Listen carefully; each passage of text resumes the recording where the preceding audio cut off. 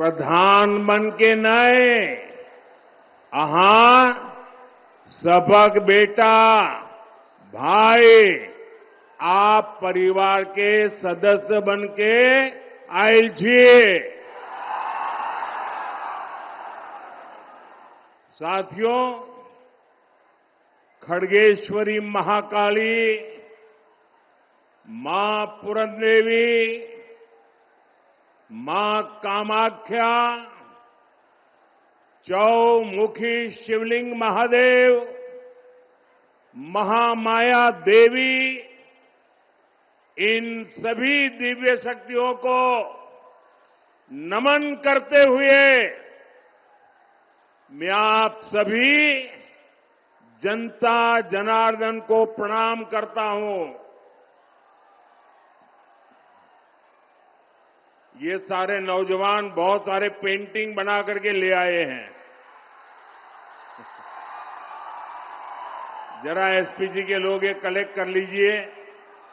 ये जो बच्चे चित्र बना के लाए हैं, अगर पीछे आपका नाम पता होगा तो मेरी ऑफिस से आपको चिट्ठी मिल जाएगी।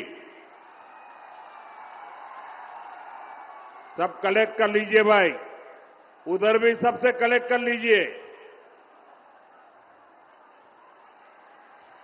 और फिर आप आराम से बैठ जाइए, क्योंकि आप इतना हाथ ऊपर करके पूरा समय खड़े रहते हैं।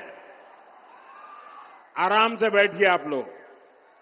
ऐसा नहीं है, आपके वोट की बहुत बड़ी ताकत होती है।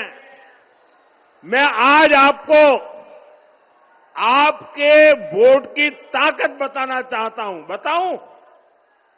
बताऊं आपके वोट की ताकत क्या है? बताऊं। देखिए, आपके दादा दादी, नाना नानी ने, इनके एक वोट ने बिहार को सामाजिक न्याय की भूमि बनाया था। लेकिन फिर 90 का दशक आया और बिहार पर आरजेडी के जंगल राज ने हमला कर दिया। और जंगल राज मतलब कट्टा, क्रूरता, कटुता, कुसंस्कार, करप्शन और कुशासन, ये जंगल राज की पहचान बन गए। और ये बिहार का दुर्भाग्य बन गया। आपके माता पिता के सपने कुचल दिए गए। साथियों, आज जब मेरे सामने माताएं बहनें को देख रहा हूं, नौजवानों का उत्साह और उमंग देख रहा हूं, इतने नौजवान आए। आज मैं उन्हें एक आंकड़ा देता हूं। आप इस आंकड़े को याद रखोगे? जरा पूरी ताकत से जवाब दो भाई। ये आंकड़ा याद रखोगे? आप सब याद रखोगे? ये आंकड़ा है 0। याद रखोगे? 0 ये आंकड़ा याद रखोगे? कौन सा आंकड़ा? जरा जोर से बोलिए, कौन सा आंकड़ा? ये जंगल राज के दौरान बिहार में हुए विकास का रिपोर्ट कार्ड है। मेरे नौजवान साथियों, बिहार में जंगल राज की सरकार 1990 से लेकर 2005 तक 15 साल ये जंगल राज ने बिहार को तबाह कर दिया। सरकार चलाने के नाम पर तब सिर्फ आपको लूटा गया। और इसलिए मैं कहता हूं कि जरा एक आंकड़ा याद रखना है। कौन सा आंकड़ा? कौन सा आंकड़ा? अब मैं बताता हूं। 15 साल के जंगल राज में बिहार में कितने एक्सप्रेसवे बने? कितने एक्सप्रेसवे बने? जरा जोर से बताइए, कितने एक्सप्रेसवे बने? कितने एक्सप्रेसवे बने? 0। 0 मतलब शून्य। नील बटे सन्नाटा।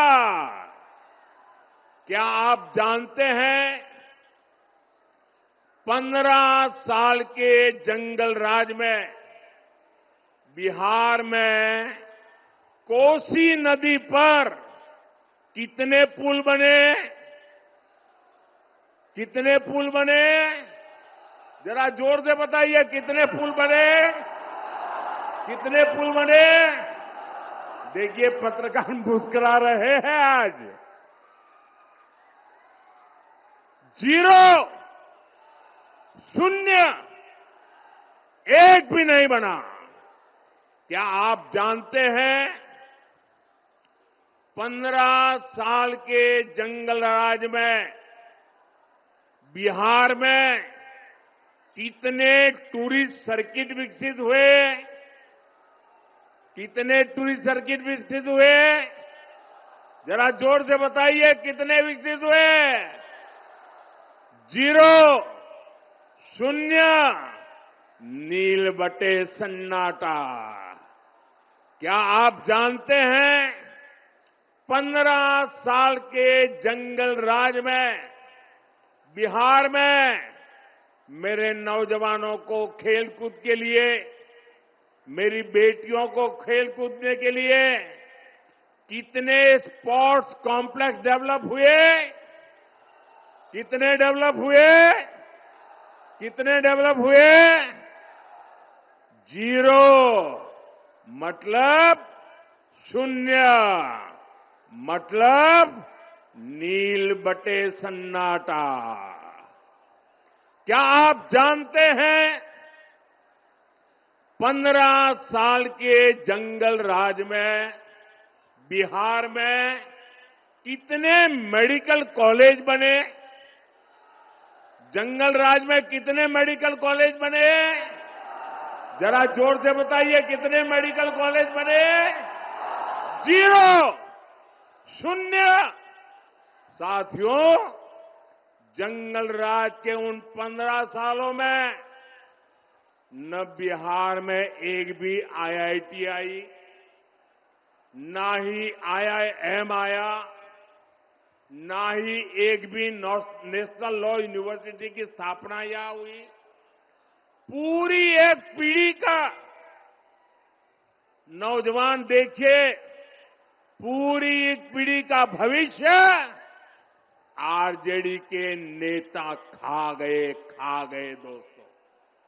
साथियों, एनडीए की सरकार में नीतीश जी ने बहुत मेहनत से बिहार को जंगल राज से बाहर निकाला है।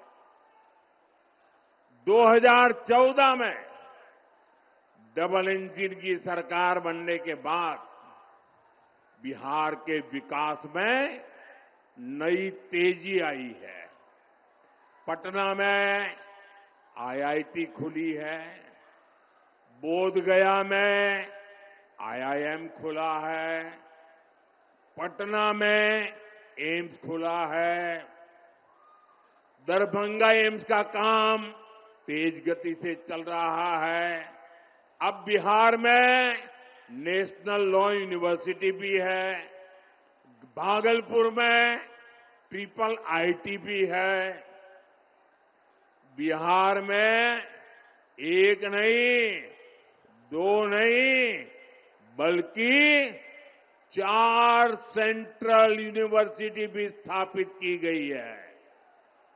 साथियों, एनडीए सरकार में गंगा पर 4 बड़े पुल बनाए गए हैं।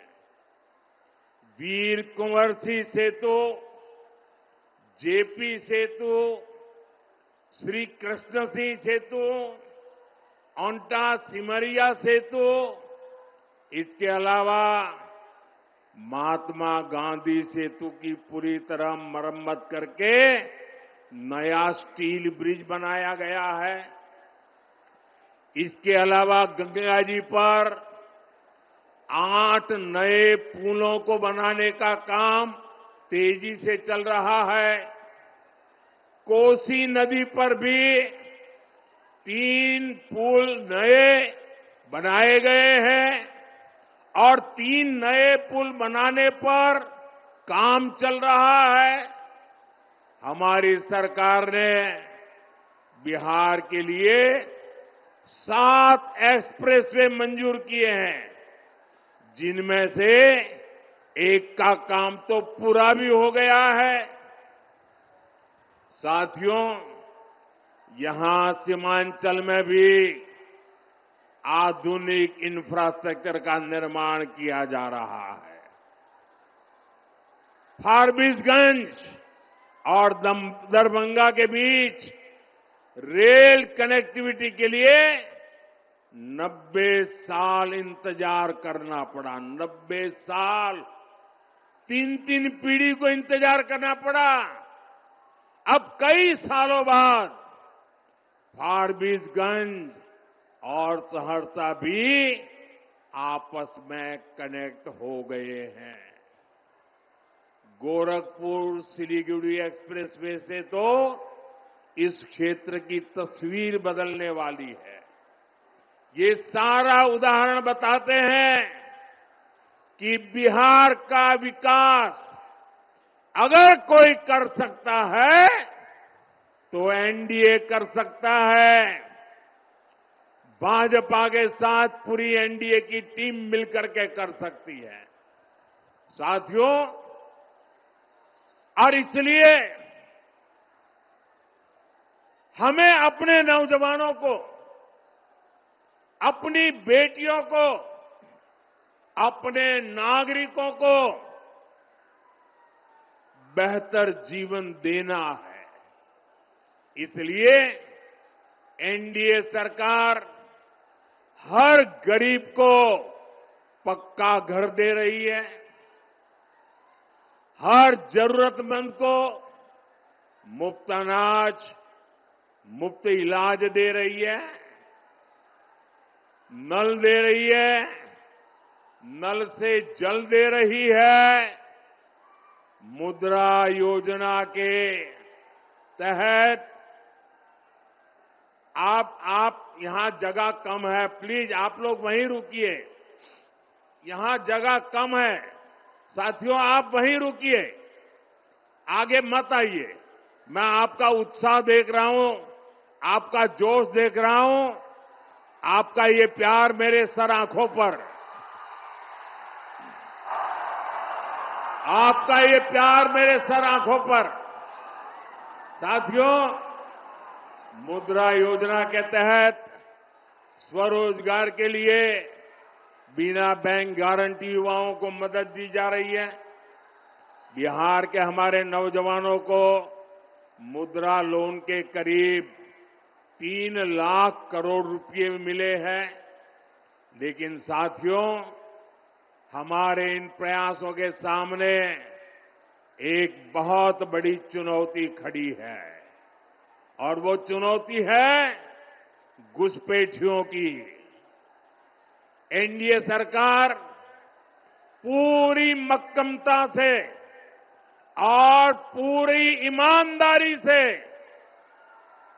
जो घुसपैठिए हैं, एक एक की पहचान कर रही है और घुसपैठियों को देश से बाहर निकालने में जुटी है। लेकिन ये आरजेडी वाले, ये कांग्रेस वाले, ये लोग घुसपैठियों को बचाने में जुटे हैं। ये घुसपैठियों को बचाने के लिए भांति भांति के झूठ फैलाते हैं, गबगोले फेंकते रहते हैं, लोगों को गुमराह करने के लिए राजनीतिक यात्राएं निकालते हैं। साथियों, आप मुझे बताइए, आप मुझे जवाब देंगे नौजवानों? आप मुझे जवाब देंगे? मैं पूछूं, आप मुझे बताइए, ये घुसपैठियों को बिहार से बाहर करना चाहिए कि नहीं करना चाहिए? घुसपैठियों को निकालना चाहिए कि नहीं निकालना चाहिए? जो जहां से आए वहां भेजना चाहिए कि नहीं भेजना चाहिए? साथियों, आरजेडी कांग्रेस को अगर गलती से भी जहां जहां उनको मौका मिला है, जब जब मौका मिला है, ये घुसपैठियों को पिछले दरवाजे से भारत का नागरिक बनाने में लगे रहे। और वो सिर्फ आकर के किसी के घर में ठहर जाते ऐसा नहीं है। एक घुसपैठिए आपके खेतों पर कब्जा करते हैं, दुकानों उद्योगों में घुसपैठियों को ही काम मिलना हो जाता है, आपके बच्चों को उनको काम का जो हक है वो हक ये घुसपैठिए छीन लेते हैं, उनको मिलना शुरू हो जाता है। और इसलिए मेरे नौजवानों, मेरी माताओं बहनों, मेरे मुल्क के मालिकों, मुझे बताइए, ये घुसपैठिए जाने चाहिए कि नहीं जाने चाहिए? ये घुसपैठियों को हटाना चाहिए कि नहीं हटाना चाहिए? साथियों, घुसपैठियों का ठीक से हिसाब हो।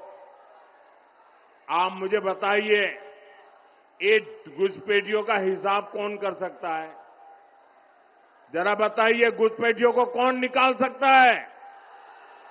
एक घुसपैठियों को कौन निकाल सकता है? एक घुसपैठियों को कौन निकाल सकता है? एक घुसपैठियों को कौन निकाल सकता है? मोदी नहीं, आपका एक वोट निकाल सकता है। आपका वोट, आपके वोट की ताकत है, वो घुसपैठियों को निकाल करके रहेगी। और इसके लिए एनडीए की डबल इंजन सरकार बहुत जरूरी है। साथियों, कांग्रेस हो, आरजेडी हो, इन्हें देश की सुरक्षा से कोई मतलब नहीं है। इन्हें देश की आस्था से भी कोई मतलब नहीं है। इसलिए सब लोग हमारी आस्था, हमारी संस्कृति का भी अपमान करते हैं। आपने देखा, कांग्रेस के जो नामदार है, वो बिहार आकर छठी मैया की पूजा को ड्रामा बताते हैं, ड्रामा। क्या ये छठी मैया का अपमान है कि नहीं है? हमारी आस्था का अपमान है कि नहीं है?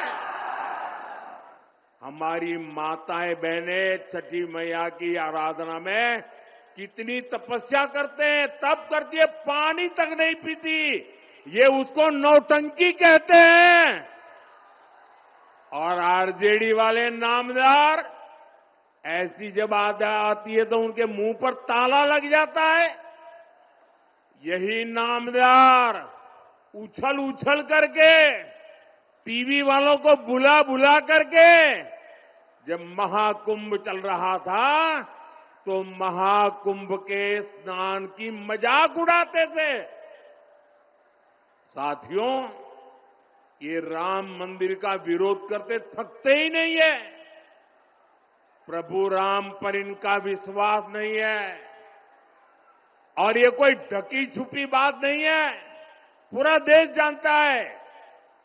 इनकी आस्था नहीं थी तो ये प्राण प्रतिष्ठा में नहीं गए। आए दिन इस पवित्र परंपरा का भी मजाक उड़ाते रहते हैं। चलो भाई, ये घुसपैठियों के दबाव में, वोट बैंक की राजनीति में उनकी कोई मजबूरी है, समझ गए। प्रभु राम से उनकी नफरत होगी, हो सकता है। लेकिन जरा मैं एक और सवाल पूछता हूं, मेरे इस सवाल को जरा गंभीरता से सुनिए। आपको मालूम है ना, जहां भगवान राम का मंदिर बना है ना, वहीं पर निषाद राज जी का भी मंदिर बना है। वहीं पर महर्षि वाल्मीकि जी का भी मंदिर बना है।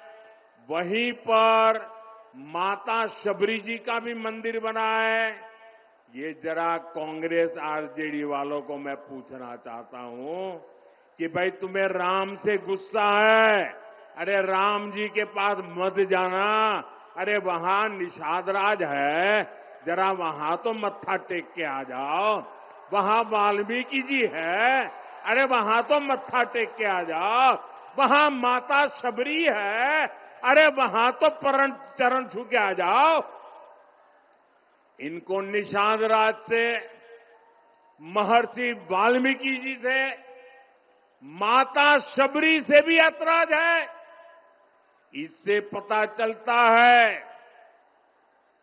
कि ये लोग दलितों, पिछड़ों से कितनी नफरत करते हैं। साथियों, एनडीए का एक ही संकल्प है, सबको पढ़ाई, सबको दवाई, सबकी कमाई, सबकी सुनवाई, और जहां पानी नहीं है खेतों में, वहां सिंचाई। एनडीए सरकार में इसी मंत्र पर चलते हुए हम कोसी और मेची नदी को जोड़ रहे हैं। हजारों करोड़ रुपए की योजना बनाई गई है। लक्ष्य यही है कि बाढ़ की चुनौती कम हो और किसानों को सिंचाई की सुविधा मिल सके। साथियों, यहां बहुत बड़ी मात्रा में दाल उगाई जाती है। हमारी सरकार ने दलहन किसानों के लिए बहुत बड़ी योजना बनाई है। इससे दलहन किसानों को बहुत लाभ होगा। अब तो आपकी सेवा में नया राष्ट्रीय मखाना बोर्ड भी है। ये मखाना की खेती को नई बुलंदी देने वाला है। साथियों, यहां इस क्षेत्र में जूट की भी काफी खेती होती है। जूट किसानों के लिए जितना हमारा सरकार कर रही है, उतना पहले कभी नहीं हुआ। आरजेडी कांग्रेस के दौर में एक समय ऐसा भी था जब जूट किसानों को 1 क्विंटल जूट के 1000 रुपये भी नहीं मिलते थे।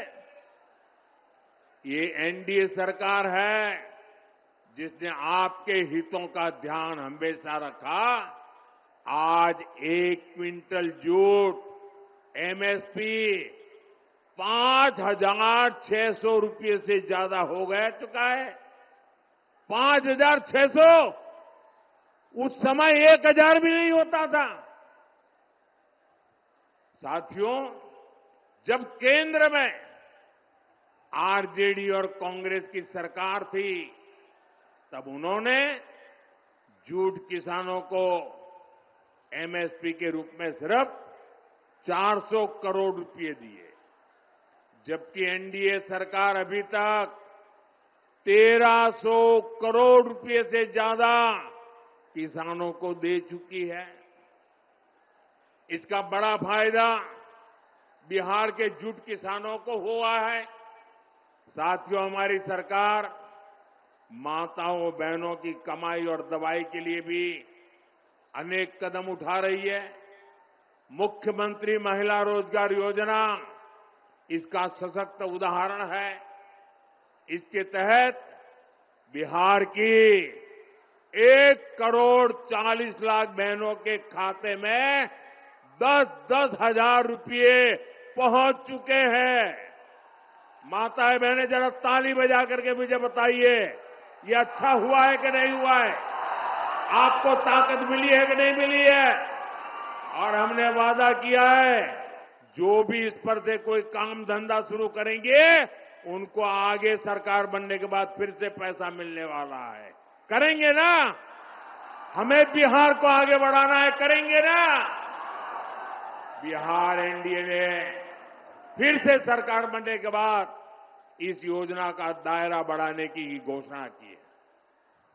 साथियों, मुझे परसों ही बिहार की बहनों से फोन कॉल पर बातचीत करने का अवसर मिला था और मुझे बताया गया लाखों बहनें मेरे साथ उस समय जुड़ी थी और घंटे भर में बात करता रहा। और जो मैंने उनको सुना, एक एक बहन जो बता रही थी, मुझे विश्वास हो गया है कि ये हमारी माताएं बहनें समृद्ध बिहार बनाने का संकल्प ले चुकी है और इसलिए वो जंगल राज की वापसी भी कभी भी वापसी नहीं होने देंगे। अब मेरा विश्वास और पक्का हो गया है। आज बिहार को जंगल राज से बचाने के लिए अगर सबसे बड़ा कोई किला है, सबसे बड़ी दीवार है, सबसे बड़े संरक्षक है, तो ये मेरी माताएं बहनें हैं। ये मेरी माताओं बहनों की ताकत है।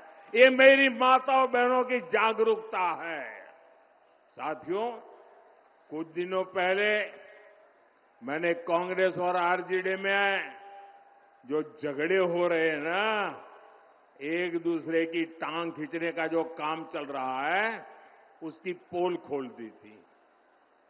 ये पोल खुलने के बाद कांग्रेस आरजेडी के बीच झगड़ा और भी बढ़ गया है। अभी हमने देखा, कांग्रेस ने तो अब उप मुख्यमंत्री पद के उम्मीदवार को ही आरजेडी के खिलाफ मोर्चे पर उतार दिया है।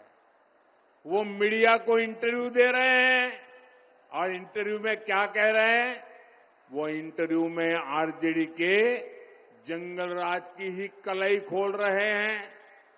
वो कह रहे हैं कि जंगल राज में दलितों, महादलितों और अति पिछड़ों के साथ सबसे अधिक जुल्म हुआ है। साथियों, अभी तो ये शुरुआत है। चुनाव परिणाम आने दीजिए। ये कांग्रेस आरजेडी के लोग एक दूसरे के बाल नोचने वाले हैं, एक दूसरे के। साथियों, अररिया में 11 नवंबर को मतदान है। आपको मेरा एक काम करना है। करेंगे? मेरा एक काम करेंगे? पक्का करेंगे? अभी आपके पास 3-4 दिन बचे हैं। घर घर जाकर के बताना कि अपने मोदी जी आए थे। बताएंगे? बताएंगे? और कहना कि मोदी जी ने आपको प्रणाम भेजा है। मेरा प्रणाम पहुंचा देंगे, हर घर में पहुंचा देंगे। दूसरा भी एक काम करना है। छठ महापर्व के लिए जो लोग बाहर रहते वो गांव में वापस आए हैं, उनको कहना कि मोदी जी ने कहा है कि अगर आपका यहां वोट है तो जाने की जल्दी मत करना, वोट देकर के ही जाना। करेंगे?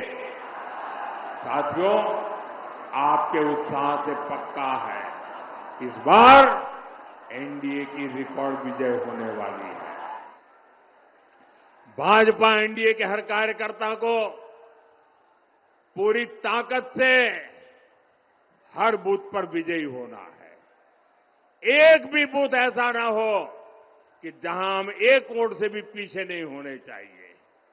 और भाइयों बहनों, जब चुनाव का नतीजा आ जाएगा तो दही चूड़ा और मखाना की खीर के साथ हमें एनडीए की रिकॉर्ड विजय का उत्सव मनाना है। साथियों, आप इतनी विशाल संख्या में यहां आए, हमारे इन साथियों को आशीर्वाद दिया। मैं सभी उम्मीदवारों से प्रार्थना करता हूं कि जरा आप यहां आ जाइए। हाँ, बस वहीं खड़े रह जाइए। हाँ, सबके सब मैं आप सबको मिलकर के आपको शुभकामनाएं देना चाहता हूं।